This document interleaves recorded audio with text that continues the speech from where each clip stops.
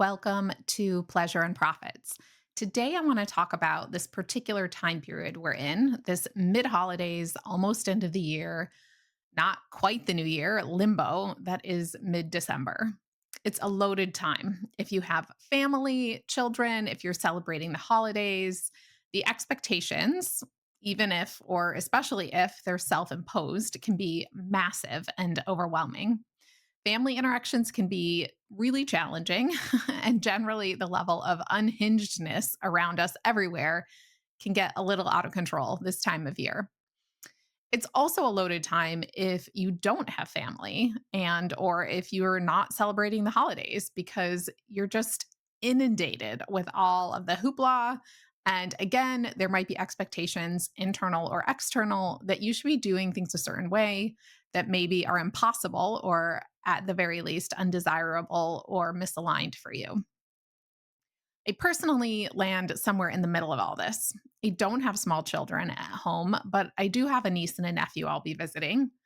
And I have adult stepchildren who I'll be spending time with, one of whom is a lover of Christmas and I think is quite upset that we're not getting a tree, along with my in laws, where we will consume the feast of all feasts on Christmas Day.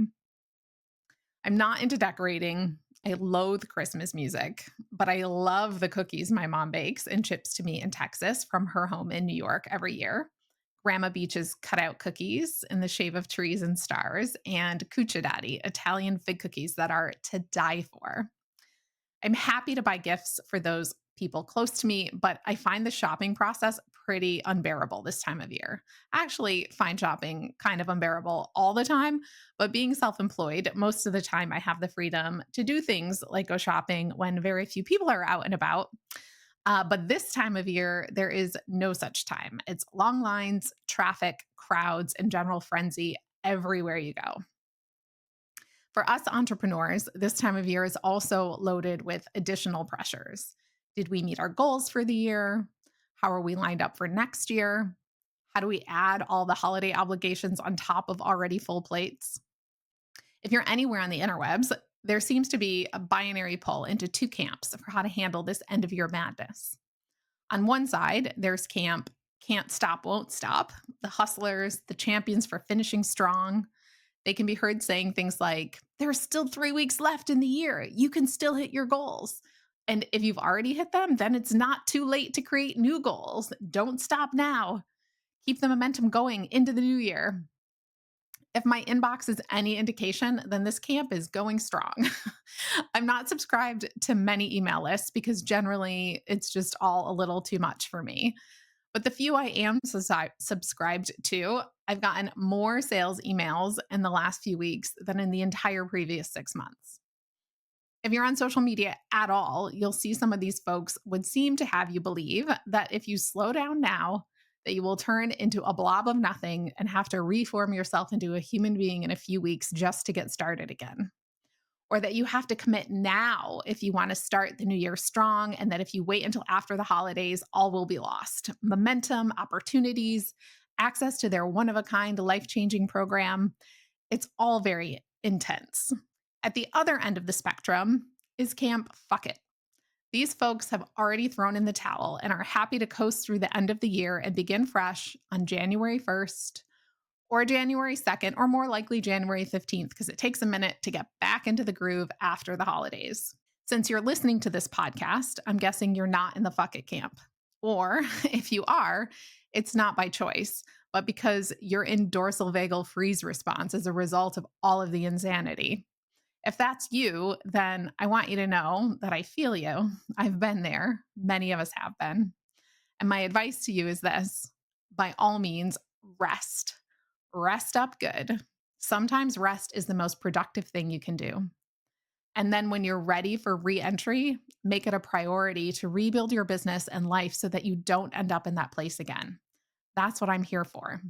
If, however, you're finding yourself in the liminal space between the desire to rest and the nagging feeling that you should push on, do more, finish strong, then here's what you need to know. This push pull you're feeling is a debate between what you perceive is required of you by the outside world and what your deep inner knowing is telling you.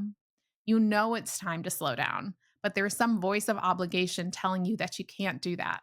If you're attached to the binary, that you're either all in or all out, the danger, I think, in this liminal space is in not choosing a side and instead keeping one foot in each camp, feeling like you need to rest, but you can't, and yet not really committing to accomplishing anything meaningful either.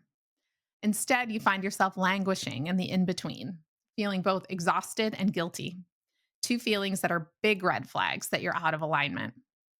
Instead of being all in camp, can't stop, won't stop, or all out in camp, fuck it, there's a third, more powerful, more empowered way to approach this season.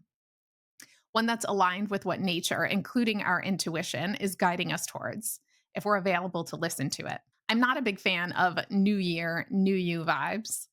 I generally find the calendar itself is pretty arbitrary. And if you know anything about the Gregorian calendar, then you know it is, in fact, pretty freaking arbitrary. And yet we get so attached to these dates as if they have some significance besides the meanings we lay on top of them. There have been plenty of New Years that didn't feel new or fresh at all to me. I often find a different, more resonant date in the year. Sometimes it's the Chinese New Year, sometimes it's my birthday in July. Generally, it's something more aligned with the moon cycles, which feel 1,000% more meaningful to me. What I do fully embrace is the season change and connecting with the rhythm of the earth, the stars, the universe, listening to nature, listening to ourselves. This week, we've experienced the new moon in Sagittarius. Mercury is now in retrograde through the end of the year, and we're approaching the winter solstice. So, what does all of that mean? I'll talk more about the winter solstice next week, but what's important for now is this: all signs from nature point to slowing down, taking time to reflect, and spending some time daydreaming before making plans. It's time to listen, to receive, and to wait for missing pieces of information to appear.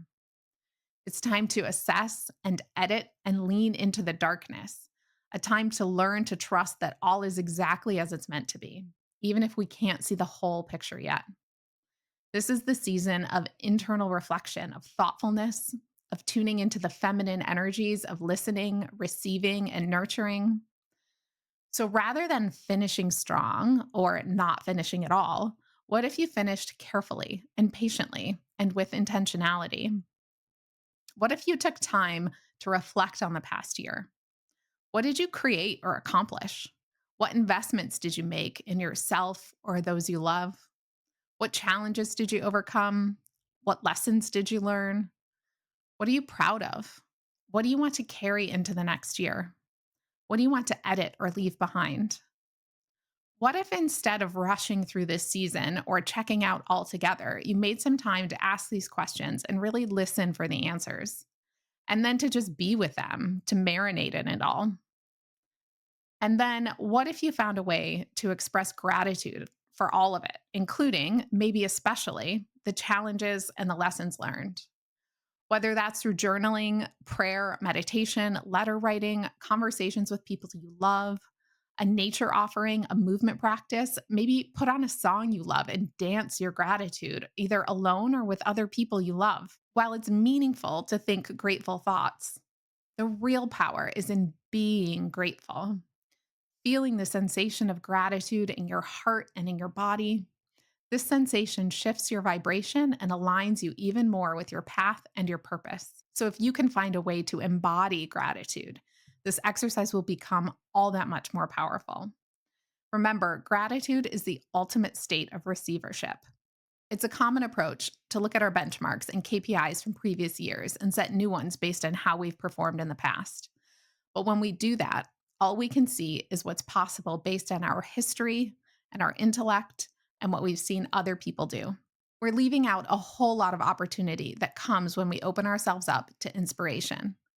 So before you shift into that more masculine energy of making all your plans for the new year, take some time to daydream about the future.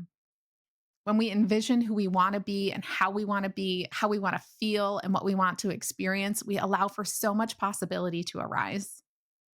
I was on a call the other day with a group of entrepreneurs that are part of the Archangel community when this question was posed to us. If you only had 3 years to live and you knew that during those 3 years you'd be super healthy, there's nothing wrong with you, but your life would end in 3 years. What would you do with the remaining time of yours to create the greatest change for the most amount of people? It was an interesting reflection for me because one of my gifts is the ability to see what's possible for other people, for my clients, like the biggest, brightest future for them. And with that vision comes a fully downloaded map of how to get there. And then I can guide them step by step down the path, keeping them focused on priorities, choosing the right next step and the right next project, and not getting distracted by all of the shiny objects. This is such a gift because what I found is that most of us either can't see what's possible for ourselves, or even if we can see it, we can't quite believe it. Or if we can believe it, we get so overwhelmed by all the steps to get there that we distract ourselves by hyper focusing on inconsequential things and lose sight of the path altogether. Now, I say most of us because I have this challenge too, because I can see all of this for my clients and effectively guide them on their paths. But it's so freaking hard to do for myself. I think this is true for all of us when we're in our zone of genius. It's the emotional attachment to the outcome that gets in our way, and the vulnerability we feel when we're working in our own purpose and passion. And so, while I've held a loose idea of what my big vision is for a long, long time, my day to day, week to week, month to month approach has been to focus my intention solely on the next right step. I ask myself, my guides, my gods, they're all the same to me. What's the one thing I need to focus on right now? And then I do that one thing, and then the next thing, and then the next. And often I'll know something is the right thing for me, but the timing is not right now. And so patience is required. And when the time comes, things happen easily. They don't need to be forced. So I'm always holding that bigger, long term vision in the background, but not focusing on what's 10 steps down the road, just focusing on what's right here, right now. We've all heard the adage that most of us overestimate what we can do in a day and underestimate what we can do in a year. For me, this process of creating the vision, then receiving a map, and these terms I think are interchangeable, creating, receiving, envisioning, to me, it's all the same. Then letting go and focusing on the next right thing has been the key to opening up to allowing opportunities that I could not have imagined from where I started. So when I was reflecting on this question the other day, I realized that it's been a while since I reflected on what that big vision is.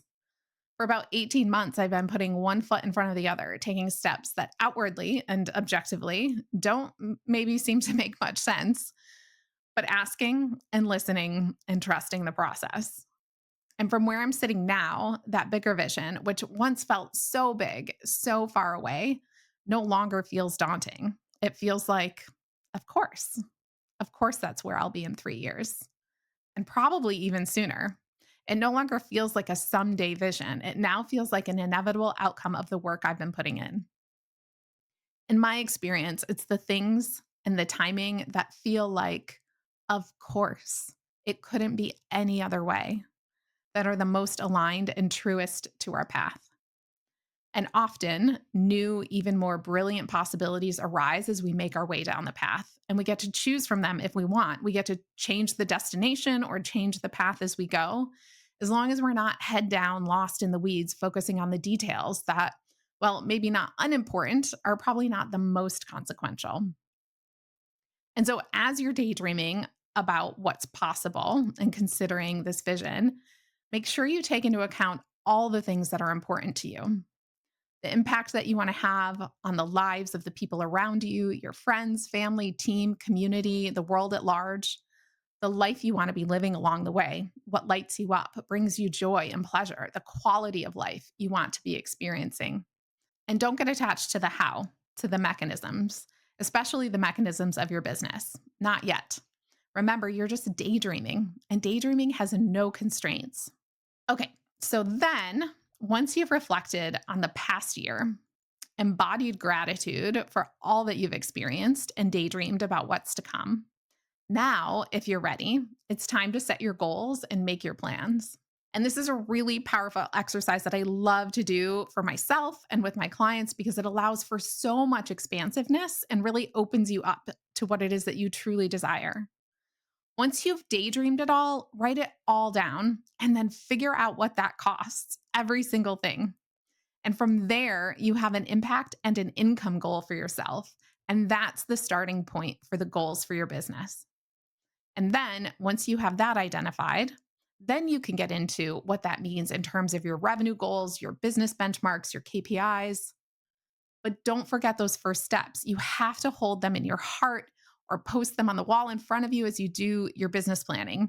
It's so easy to get all of that work done and then default to the usual planning mode, back to our history, back to what we've seen other people do.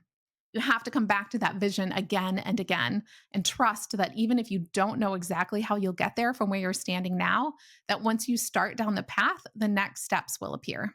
Now, we're going to take a little sidebar here for a moment because there's this thing that happens when you, the visionary entrepreneur, take time, create space, and get inspired. And that is the spigot turns on and then the floodgates open, and you get really fired up and excited about what you want to do next. And you forget that your team also needs time and space for rest and reflection. And you suddenly find yourself fire hosing the people who you need to support you in bringing all of this to life during the time when they're supposed to be resting and re energizing. All I can say is don't do it. Just don't do it.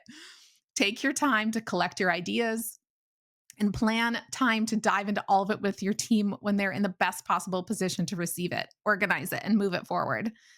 The alternative is a fast path to team burnout, to resentment, and to high turnover rates. So slow your roll and remember that this is your work to do right now. And then you bring in your team when the time is right. In the meantime, the bigger questions you need to consider are: who is the person you need to become to live into that vision? How does that person show up? How does that person spend their time? What do you need to invest in to become that person? And so during this mid December season, I invite you to take your time to dance in this liminal space, to trust yourself, to trust the timing, to remember that the calendar is arbitrary. You're on your own schedule. And the fastest way to any destination is to just put one foot in front of the other and take the next right step in the direction of your goals. And when those goals are based around the impact that you want to have in the world and the experience you want to be living, then you're on the right path to creating a sustainable and satisfying business and life. Until next time, I'm wishing you even more pleasure and profits. I will see you soon.